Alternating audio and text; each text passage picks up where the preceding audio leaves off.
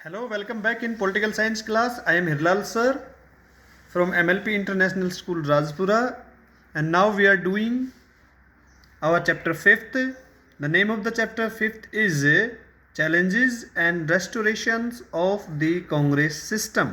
Means Congress प्रणाली में चुनौतियां और पुनः स्थापना।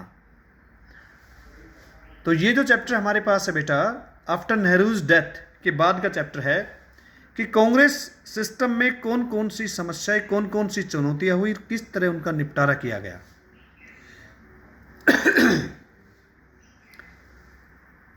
After year a long health problem, PM JL Nehru passed away in.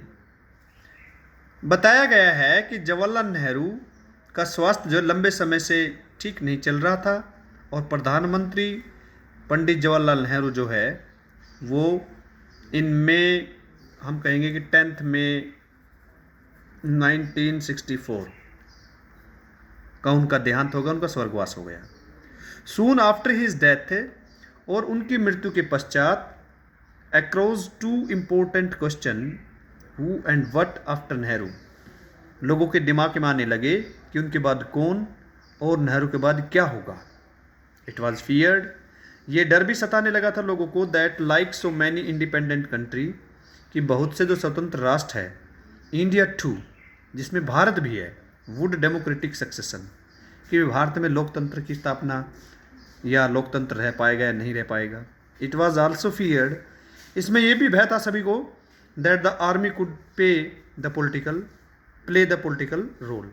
हो सकता है कि उसमें लगभग 2-4 कंट्री थे जो लोकतांत्रिक थे, तो उनमें सेना ने शासन को अपने हाथ में ले लिया, तो ऐसा लोगों को भारत में भी लगने लगा था। ये सबसे बड़ी बात है। बिसाइड देयर वर डाउट्स, इनके साथ साथ कुछ संदेह भी थे, that the new leadership would be able to awaited a solution, कि जो नया नेतृत्व जो आएगा क्या वो इस समस्या का समाधान कर पाएगा, नहीं कर पाएगा, कैसे क्या होगा। तो नेक्स्ट टॉपिक हमारे जो लिया है, फ्रॉम नेहरू टू शास्त्री, कि भाई किस प्रकार से नेहरू जी से हम शास्त्री पर पहुंचे।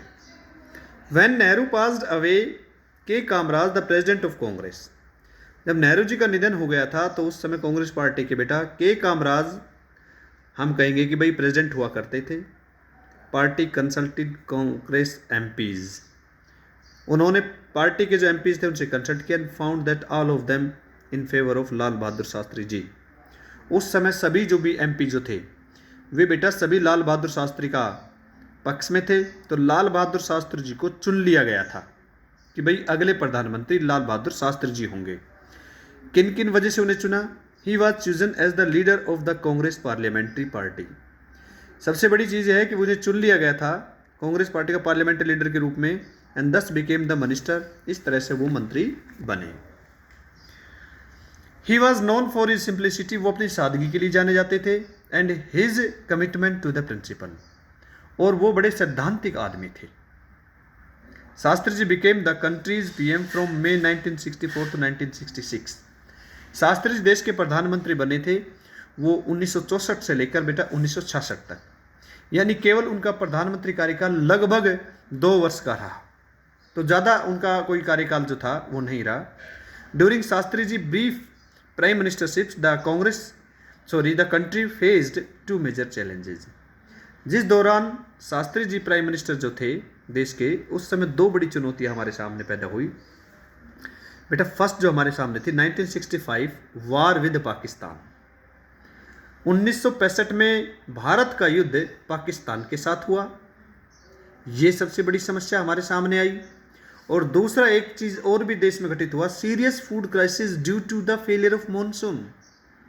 मॉनसून न आने के कारण देश के अंदर भोजन की आपदा हमारे सामने क्रिएट हो गई। तो 2 इन चीज़ों को लेकर हम शास्त्री जी को याद भी करते हैं, और शास्त्री जी ने बखूबी दोनों में सही तरीके से विजय प्राप्त की। पाकिस्तान से युद्ध में भी विजय प्राप्त की, और यहाँ जो फूड क्राइसिस हुए, जो मॉनसून फेलियर के कारण हुए, अमेरिका वगैरह से उन्होंने भोजन का आयात भी, हम कहेंगे कि व्हीट ग्रेन का आयात किया। तो ये 2 चीज़ यहाँ पर हमने देखा। तो ये छोटा ही कार्यकाल था बेटा उसका, फिर हम आगे बढ़ते हैं, हमारा टॉपिक आता है from Shastri to the Indira Gandhi. भाई शास्त्री से हम इंदिरा गांधी तक कैसे पहुंचे? तो हमारे पास पहला है, the Congress face the challenge of political successions from the second time in 2 year as an intensive competition between Morarji Desai and Indira Gandhi. बताया गया है कि कांग्रेस जो पार्टी जो है उसके सामने चुनौती थी राजनीतिक सफलता के लिए, और अब सेकंड टाइम 2 साल में दूसरी बार ऐसा हो गया था। तो मोरारजी देसाई और इंदिरा गांधी दोनों के बीच बेटा कंपटीशन पैदा हो गया। मोरारजी देसाई एक अनुभवी नेता थे, इंदिरा गांधी इस चीज की बिल्कुल एक नई खिलाड़ी थी। Morarji Desai had earlier as the CM of Bombay state, क्योंकि मोरारजी देसाई जो थे वो बॉम्बे स्टेट के, टुडेज महाराष्ट्र, जो आज का हमारा महाराष्ट्र है, उसके सीएम यानी चीफ मिनिस्टर रह चुके थे। उन्हें एक अनुभव था as a minister at the centre, और केंद्र में भी वो मंत्री रह चुके थे। तो उनका एक पॉलिटिकल नेता के रूप में एक अच्छा अनुभव था। लेकिन इंदिरा गांधी जो थी वो इसकी नई खिलाड़ी थी। Indira Gandhi the daughter of JL Nehru, लेकिन उसे क्रेडिट था कि भाई वो पंडित जवाहरलाल नेहरू की लड़की थी। हैड बिन कांग्रेस प्रेसिडेंट, जो कि कांग्रेस की प्रेसिडेंट भी रह चुकी थी in the union minister in cabinet. ये उसे बहुत बड़ी उपलब्धि थी। Some senior leader in the party in favour of Indira Gandhi, Pandit Jawaharlal Nehru की लड़की होने के साथ सभी ये भी चाहते थे कि भाई इंदिरा गांधी को ही नेता के रूप में चुना जाए, while other favouring of Morarji Desai, जबकि और जो नेता जो लोग थे वो मोरारजी देसाई को अपना नेता चुनना चाहते थे। The conflict resolve through a secret ballot among the Congress MPs, कहते इस विवाद का निपटारा एक गुप्त मतदान किया गया, उसके द्वारा इसको निपटा लिया गया। और मैं आपको बता दूं, उस समय जो सिंडिकेट जो था जिसके सदस्य निम्नलिखित आज जैसे के कामराज था, उसके बाद SK पाटिल, अतुल्य घोष, N संजीव रेड्डी, S निजगप्पा आदि ये प्रमुख नेता थे, जिनको हम ये कहेंगे कि भाई सिंडिकेट के नाम से जाना जाता था। ये सभी इंदिरा गांधी के पक्ष में थे, और इसलिए भी इंदिरा गांधी का इन्होंने चयन किया ताकि इंदिरा गांधी को अनुभव नहीं था, वो उनके इशारे पे काम कर सके। और मोरारजी देसाई एक अनुभवी एक अच्छे नेता थे, इसलिए उन्होंने उनका चयन नहीं किया। उम्मीद करता हूँ ये आपको वीडियो समझ में आई होगी, और उम्मीद ये भी करता हूँ कि आप इस नोट्स को पढ़ के एक अच्छा अनुभव महसूस करोगे। आप लोगों के अच्छे भविष्य की मनोकामना करते हुए मैं इस वीडियो को यहीं बंद करता हूँ। ओके।